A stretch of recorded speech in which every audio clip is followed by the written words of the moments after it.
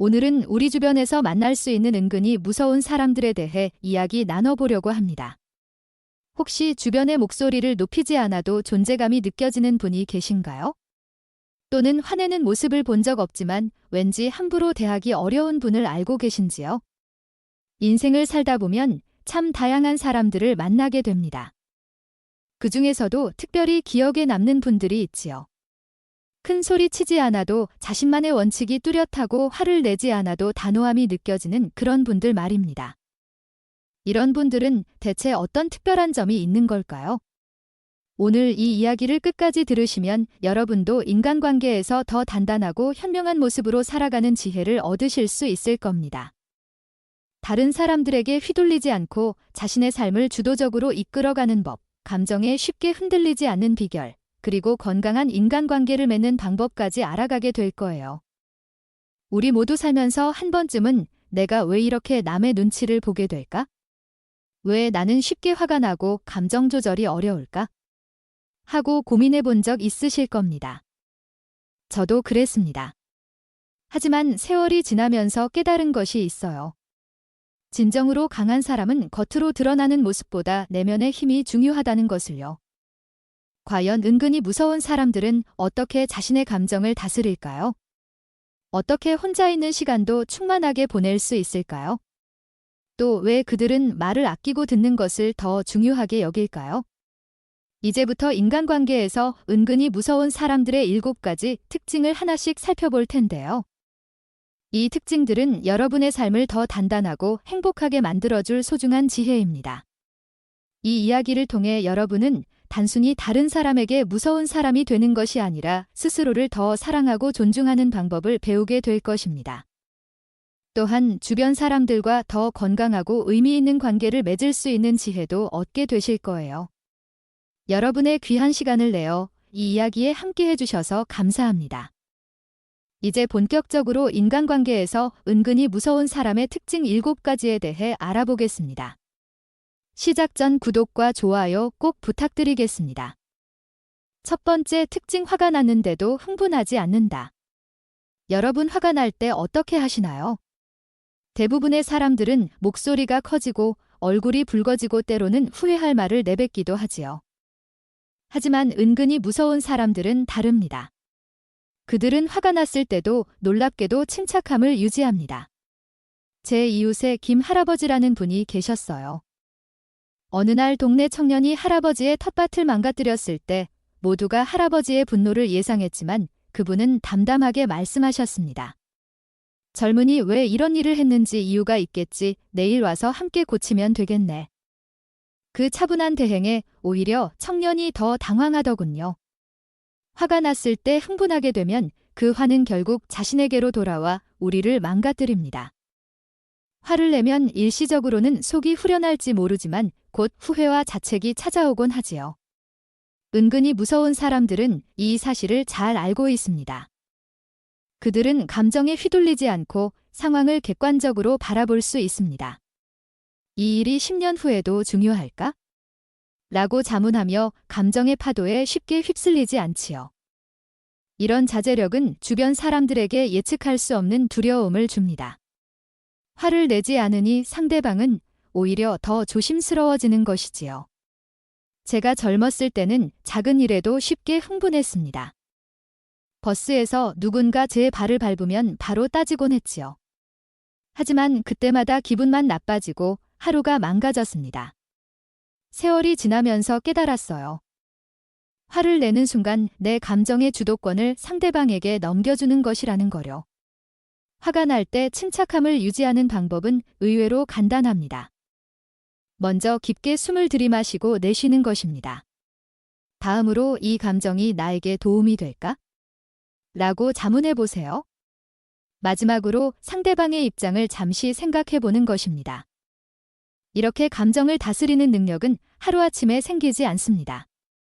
작은 일상에서부터 연습이 필요하지요.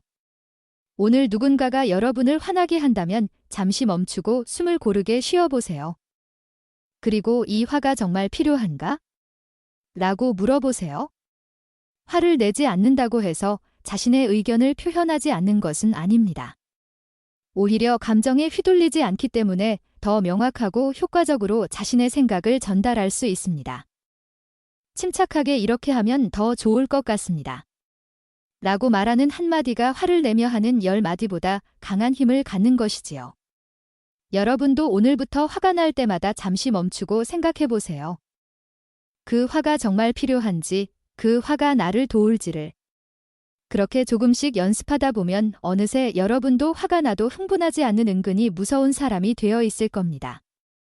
두 번째, 특징 상대의 평가에 연연하지 않는다. 여러분은 다른 사람들이 자신을 어떻게 생각할지 자주 걱정하시나요? 저 사람이 나를 어떻게 볼까? 이렇게 하면 이상하게 보지 않을까? 하는 생각에 행동을 망설인 경험 한 번쯤 있으실 겁니다. 하지만 은근히 무서운 사람들은 다른 사람의 평가에 크게 신경 쓰지 않습니다. 제 어머니는 항상 말씀하셨어요. 남이 뭐라 하든 내 길을 가라. 어릴 때는 그 의미를 잘 몰랐지만 살면서 점점 그 말씀의 가치를 깨닫게 되었습니다. 다른 사람의 평가에 연연하면 결국 자기 삶을 살지 못하고 남의 기대에 맞춰 살게 된다는 것을요. 은근히 무서운 사람들은 이 사실을 잘 알고 있습니다. 그들은 자신의 가치가 타인의 평가로 결정되지 않는다는 것을 압니다. 박할머니라는 분이 계셨는데 동네에서 몸이 불편한 이웃을 돕는다고 왜 그렇게 고생하냐 하는 말을 많이 들으셨어요. 하지만 할머니는 웃으시며 내가 하고 싶어서 하는 일인데 무슨 고생이야 라고 대답하셨지요. 다른 사람의 시선과 평가에서 자유로운 사람은 강한 자율성을 가집니다. 그들은 이 옷이 유행하니까 또는 남들이 다 이렇게 하니까 라는 이유로 결정을 내리지 않습니다. 대신 이것이 나에게 맞는가, 이것이 내 가치관에 부합하는가를 기준으로 삼지요. 저도 젊었을 때는 주변의 시선을 많이 의식했습니다. 친구들이 모두 대기업에 취직할 때 제가 원하던 작은 회사를 선택하는 것이 두려웠어요. 실패자처럼 보이지 않을까 하는 걱정이 컸지요. 하지만 결국 제 마음을 따랐고 그것이 제 인생에서 가장 잘한 결정 중 하나였습니다. 다른 사람의 평가에 연연하지 않는다는 것은 무례하거나 이기적이 되라는 뜻이 아닙니다. 오히려 자신의 중심을 단단히 세우고 그 중심에서 타인을 존중하는 것이지요. 나는 나대로, 너는 너대로라는 여유가 생기는 것입니다. 이런 태도를 기르기 위해서는 먼저 자신을 있는 그대로 받아들이는 연습이 필요합니다. 완벽하지 않아도 괜찮다는 건 모든 사람에게 사랑받을 필요는 없다는 것을 인정하세요. 그리고 하루에 한 번씩 이것은 정말 내가 원하는 것인가 아니면 남의 기대에 맞추려는 것인가라고 자문해 보세요. 여러분도 오늘부터 작은 결정에서부터 시작해 보세요. 옷을 고를 때, 음식을 선택할 때, 취미를 즐길 때 남의 시선보다 자신의 마음을 더 중요하게 여겨보는 것입니다. 그렇게 조금씩 연습하다 보면 어느새 여러분도 타인의 평가에 흔들리지 않는 단단한 사람이 되어 있을 겁니다. 이렇게 자신의 길을 묵묵히 걷는 사람은 주변 사람들에게 은근한 존경심을 불러일으킵니다. 그리고 그 존경심은 때로 경외감으로 이어져 은근히 무서운 사람으로 기억되는 것이지요. 세 번째 특징, 친절하지만 선 넘으면 손절한다. 우리 주변에는 참 좋은 분들이 많이 계시지요. 항상 웃으면서 먼저 인사하고 도움이 필요할 때 손을 내미는 분들 말입니다. 하지만 은근히 무서운 사람들은 친절함 속에서도 분명한 선을 그어둡니다. 제가 알고 지내는 이 할머니는 동네에서 가장 인심 좋은 분으로 소문난 분이셨어요. 언제나 이웃들에게 직접 담근 김치도 나눠주시고 아픈 사람이 있으면 먼저 찾아가 살펴보시곤 했지요. 하지만 한 번은 어떤 이웃이 할머니의 친절을 당연하게 여기며 계속해서 무리한 부탁을 하자 할머니는 부드럽지만 단호하게 그건 제가 도와드릴 수 없네요 라고 말씀하셨습니다. 그 후로 그 이웃과의 관계는 예전 같지 않았어요. 은근히 무서운 사람들은 항상 먼저 친절을 베풀지만 그 친절을 이용하여 자기 이익만 챙기는 사람과는 확실하게 인연을 끊습니다. 그들은 호의가 계속되면 권리인 줄 안다는 말의 의미를 잘 알고 있지요. 이런 분들의 특징은 경계선이 명확하다는 것입니다. 자신이 감당할 수 있는 선, 도와줄 수 있는 선을 분명히 알고 있으며 그 선을 넘는 사람에게는 더 이상의 기회를 주지 않습니다. 이것은 냉정함이 아니라 자기 보호의 지혜입니다. 저도 젊었을 때는 모든 사람들과 좋은 관계를 유지하려고 애썼어요. 부탁을 거절하면 미안한 마음에 무리해서라도 들어주곤 했지요. 하지만 시간이 지나면서 깨달았습니다. 진정한 인간관계는 서로 존중할 때 오래 지속된다는 것을요. 친절하되 선을 지키는 법을 배우려면 먼저 자신의 한계를 알아야 합니다. 내가 편안하게 해줄 수 있는 것은 무엇인가? 어디까지가 나에게 괜찮은 선인가를 생각해 보세요. 그리고 그 선을 넘는 요구에는 미안하지만 분명하게 아니요 라고 말하는 연습을 하는 것이 좋습니다. 아니요 라고 말하는 것이 어렵다면 지금은 그것을 도와드릴 여유가 없네요. 또는 다른 방법으로 도움을 드릴 수 있을지 생각해 볼게요 라고 부드럽게 표현해 보세요. 거절하는 것이 상대방을 미워하는 것이 아니라 건강한 관계를 위한 필요한 과정임을 기억하세요. 이렇게 친절하면서도 분명한 경계를 가진 사람은 주변 사람들에게 신뢰와 존경을 받습니다. 그리고 때로는 그 단호함이 은근한 무서움으로 다가와 다른 사람들이 함부로 대하지 못하게 만드는 것이지요. 여러분도 오늘부터 친절함과 단호함의 균형을 찾아보세요. 그것이 바로 오래 지속되는 건강한 인간관계의 비결입니다. 네 번째 특징, 혼자 있어도 외로워하지 않는다. 여러분은 혼자 있는 시간이 어떠신가요? 누군가에게는 그 시간이 두렵고 적막하게 느껴질 수도 있지요. 하지만 은근히 무서운 사람들은 혼자 있는 시간을 소중히 여기고 그 시간을 충만하게 보냅니다. 우리 동네 최할아버지는 아내를 일찍 여의고 혼자 사시는 분이었어요. 하지만 그분을 만나면 늘 밝은 표정이셨지요. 어느 날 제가 할아버지 혼자 계시면 심심하시지 않으세요? 라고 여쭤봤더니 할아버지는 웃으시며 나는 혼자 있어도 심심할 시간이 없네. 책도 읽고 텃밭도 가꾸고 가끔은 그냥 하늘을 보는 것만으로도 하루가 금방 가버려라고 말씀하셨습니다. 은근히 무서운 사람들은 혼자 있어서 외로운 사람은 둘이 있어도 외롭게 된다는 진리를 알고 있습니다. 자신과 함께 있는 시간을 즐길 줄 모르는 사람이 다른 사람과 함께 있을 때 진정한 기쁨을 느끼기는 어렵지요. 이런 분들은 자신을 잘 돌보는 법을 압니다. 자기 자신과 편안하게 대화할 줄 알고 스스로에게 필요한 것이 무엇인지 이해하고 있지요. 그래서 다른 사람들에게 지나치게 의존하지 않으며 건강한 거리를 유지할 수 있습니다. 저도 젊었을 때는 혼자 있는 것이 무서웠어요. 항상 누군가와 함께 있어야 안심이 되었고 혼자 식당에 가거나 영화를 보는 것도 불편했지요. 하지만 세월이 지나면서 혼자만의 시간이 얼마나 소중한지 깨닫게 되었습니다. 그 시간 동안 제 마음을 들여다보고 생각을 정리하고 새로운 아이디어를 얻을 수 있었으니까요. 혼자 있는 시간을 즐기는 법을 배우려면 먼저 작은 것부터 시작해보세요. 하루에 30분이라도 휴대폰을 멀리하고 조용히 차 한 잔을 마시거나 창밖을 바라보는 시간을 가져보는 것이지요. 처음에는 어색할 수 있지만 점차 그 시간이 기다려질 거예요. 또한 혼자서도 할 수 있는 취미를 하나쯤 가져보는 것도 좋습니다. 독서, 그림 그리기, 정원 가꾸기, 음악 감상 등 자신이 진정으로 즐길 수 있는 활동을 찾아보세요.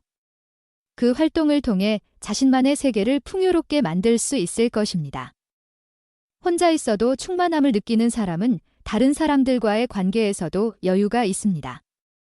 나 혼자서도 괜찮아라는 마음의 여유가 있기에 관계에 집착하지 않고 건강한 거리를 유지할 수 있는 것이지요. 그리고 이런 태도는 주변 사람들에게 묘한 존경심을 불러일으킵니다. 여러분도 오늘부터 혼자 있는 시간의 가치를 발견해 보세요. 그 시간이 결코 외로운 시간이 아니라 자신을 만나고 성장시키는 소중한 시간임을 깨닫게 될 것입니다. 다섯 번째 특징, 말하기보다 듣는 것을 즐긴다. 여러분 주변에 말을 많이 하는 사람과 말을 적게 하는 사람, 누가 더 기억에 남으시나요? 의외로 적게 말하지만 한마디 한마디가 귀에 오래 남는 사람이 있지요. 은근히 무서운 사람들은 바로 이렇게 말하기보다 듣는 것을 더 중요하게 여깁니다. 우리 마을에 살던 윤 할머니는 동네 사람들의 이야기를 잘 들어주시는 분이었어요. 시장에 가면 항상 할머니 주변에 사람들이 모여 있었지요. 하지만 할머니는 말을 많이 하시지 않았어요. 대신 고개를 끄덕이며 진심으로 경청하셨죠. 그러다 가끔 한마디 하시면 그것이 마치 오랜 지혜가 담긴 말씀처럼 모두의 마음에 깊이 새겨졌습니다. 은근히 무서운 사람들은 말이 많아지면 실수도 많아진다는 것을 잘 알고 있습니다. 그래서 자기가 하고 싶은 말은 줄이고 상대의 말을 더 들어줍니다. 우리 속담에 말 많은 집에 장마디 간다는 말이 있지요. 말을 아끼는 사람은 그만큼 신중하고 지혜롭다는 의미입니다. 이런 분들이 가진 힘은 경청의 힘입니다. 그들은 상대방의 말을 끊지 않고 중간에 자기 이야기로 화제를 돌리지도 않습니다. 대신 눈을 맞추고 고개를 끄덕이며 때로는 그랬군요. 더 말씀해 주세요 라고 격려하며 진심으로 들어줍니다. 저도 젊었을 때는 제 이야기를 하고 싶은 마음이 컸어요. 대화 중에 상대방의 말이 끝나기도 전에 제 생각을 말하려고 준비하고 있었죠. 하지만 세월이 지나면서 깨달았습니다. 진정한 대화의 기술은 말하기가 아니라 듣기에 있다는 것을요. 경청하는 습관을 기르려면 먼저 마음을 비우는 연습이 필요합니다.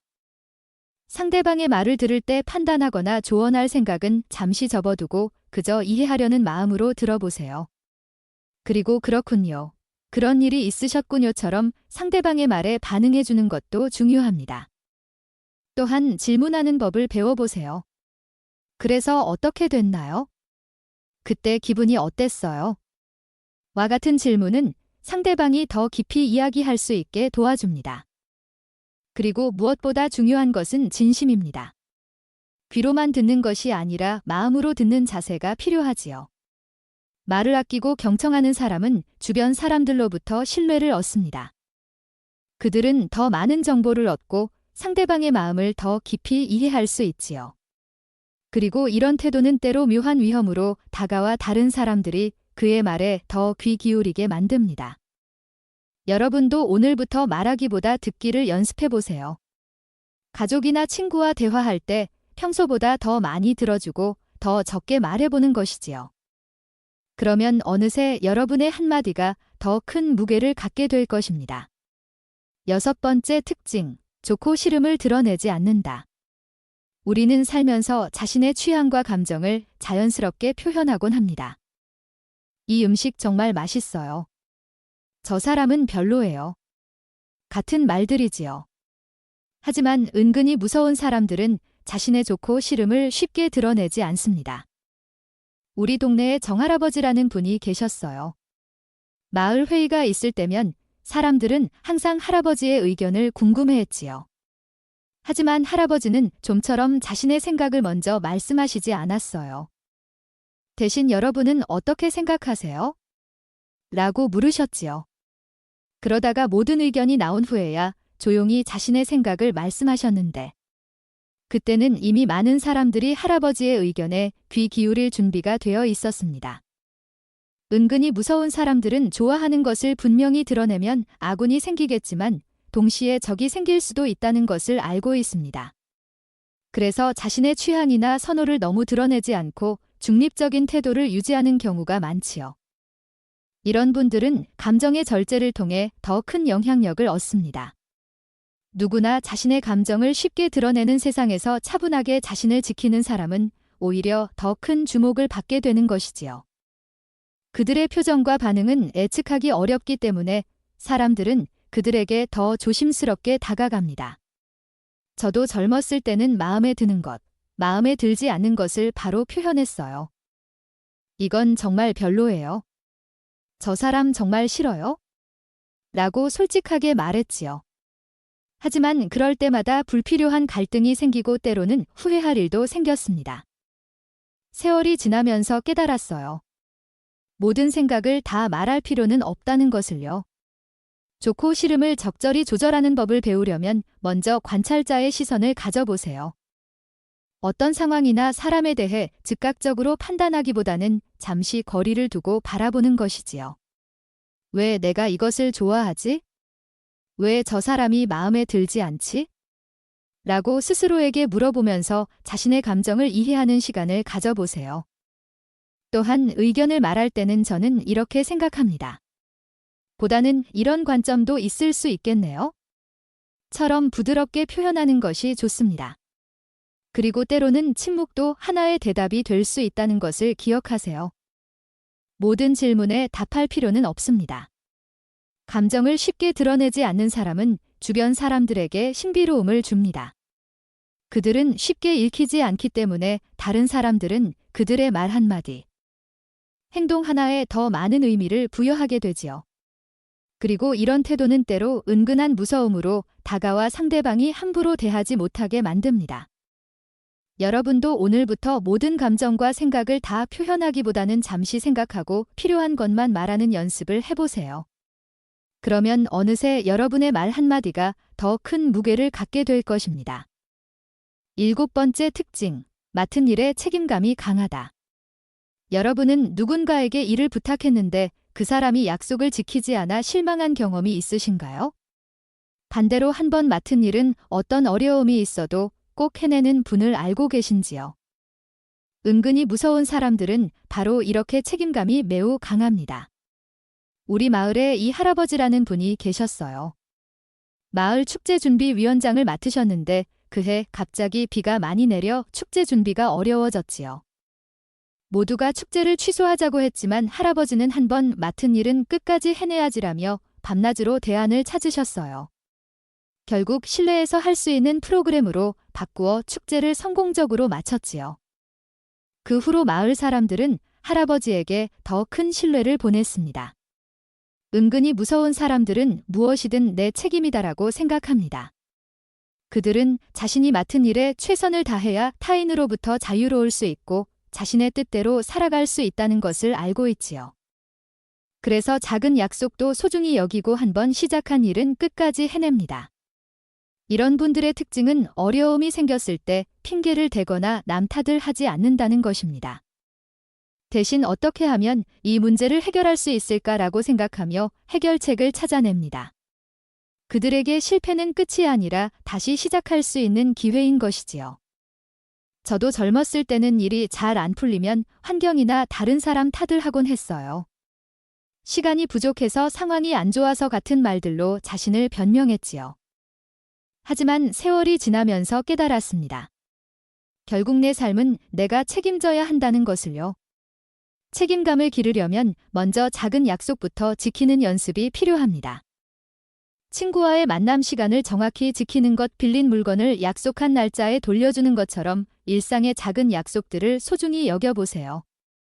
그리고 일을 시작하기 전에 내가 이것을 끝까지 해낼 수 있을까를 진지하게 생각해보는 것도 중요합니다. 또한 실수를 했을 때는 변명하기보다 솔직하게 인정하고 개선하려는 자세가 필요합니다. 제가 실수했습니다. 다음에는 이렇게 하겠습니다. 라고 말할 수 있는 용기를 가져보세요. 그것이 오히려 여러분에 대한 신뢰를 높이는 길이 될 것입니다. 책임감이 강한 사람은 주변 사람들로부터 깊은 신뢰를 얻습니다. 그들은 이 사람에게 맡기면 안심이다라는 평가를 받으며 점점 더 중요한 역할을 맡게 되지요. 그리고 이런 태도는 때로 은근한 무서움으로 다가와 다른 사람들이 함부로 대하지 못하게 만듭니다. 여러분도 오늘부터 작은 일부터 책임감 있게 해내보세요. 이것은 내가 맡았으니 끝까지 해내겠다는 마음가짐으로 일상을 살아보는 것이지요. 그러면 어느새 여러분도 주변 사람들에게 신뢰받는 은근히 무서운 사람이 되어 있을 겁니다. 여러분, 지금까지 인간관계에서 은근히 무서운 사람들의 7가지 특징에 대해 함께 알아보았습니다. 화가 나도 흥분하지 않고 타인의 평가에 연연하지 않으며 친절하지만 선을 넘으면 확실히 경계선을 긋는 모습, 또한 혼자 있어도 외롭지 않고 말하기보다 듣기를 즐기며 좋고 싫음을 쉽게 드러내지 않고 맡은 일에 책임감이 강한 특징들을 살펴보았지요. 이런 특징들은 단순히 무서운 사람이 되기 위한 것이 아닙니다. 이것은 자신의 삶을 주도적으로 살아가고 건강한 인간관계를 맺기 위한 지혜입니다. 이런 사람들이 무서운 이유는 그들이 자신의 감정과 행동에 책임을 지고 스스로의 가치를 잘 알고 있기 때문입니다. 여러분은 이 이야기를 들으며 어떤 생각이 드셨나요? 나도 이런 사람이 되고 싶다는 생각이 들었다면 그것은 여러분 안에 이미 단단한 내면을 갖고자 하는 소망이 있다는 뜻입니다. 우리 모두는 때로 감정에 휩쓸리기도 하고 다른 사람의 시선을 의식하기도 합니다. 그것은 자연스러운 일이지요. 하지만 조금씩 연습하면서 우리도 이런 은근히 무서운 사람의 특징을 배울 수 있습니다. 오늘부터 작은 것부터 시작해보세요. 화가 날 때 잠시 숨을 고르고 남의 평가보다 자신의 기준을 소중히 여기며 혼자 있는 시간을 즐겨보는 것입니다. 또한 말하기보다 듣기를 연습하고 모든 감정을 다 드러내기보다는 때로는 절제하며 작은 약속부터 책임감 있게 지켜보세요. 이런 작은 변화들이 모여 여러분의 삶을 더 단단하고 풍요롭게 만들어줄 것입니다. 그리고 어느 순간 여러분도 주변 사람들에게 존경과 신뢰를 받는 은근히 무서운 사람이 되어 있을 겁니다. 진정한 강함은 큰 소리로 자신을 드러내는 것이 아니라 묵묵히 자신의 길을 걸어가는 것입니다. 감정에 휘둘리지 않고 타인에게 의존하지 않으며 자신의 행동에 책임을 지는 것, 그것이 바로 우리가 배워야 할 진정한 강함이 아닐까요? 여러분도 이제 선택의 시간입니다. 쉽게 흔들리고 남의 시선에 연연하는 삶을 살 것인가 아니면 단단한 내면을 가진 은근히 무서운 사람이 되어 자신의 삶을 주도적으로 살아갈 것인가. 저는 여러분이 후자를 선택하시길 응원합니다. 오늘 이 이야기가 여러분의 삶에 작은 변화의 씨앗이 되길 바랍니다. 그리고 언젠가 누군가가 여러분을 가리켜 저분은 참 은근히 무서운 분이야 라고 말할 때 그것이 최고의 칭찬임을 기억하세요. 오늘 이야기는 여기까지입니다. 오늘도 이 영상을 끝까지 시청해 주셔서 감사합니다. 앞으로도 여러분의 삶에 도움이 되는 좋은 내용으로 찾아뵙도록 하겠습니다. 구독과 좋아요를 잊지 마시고 여러분의 소중한 이야기도 댓글로 남겨주시기 바랍니다. 다음 영상에서 다시 만나 뵙겠습니다. 행복한 하루 되세요. 감사합니다.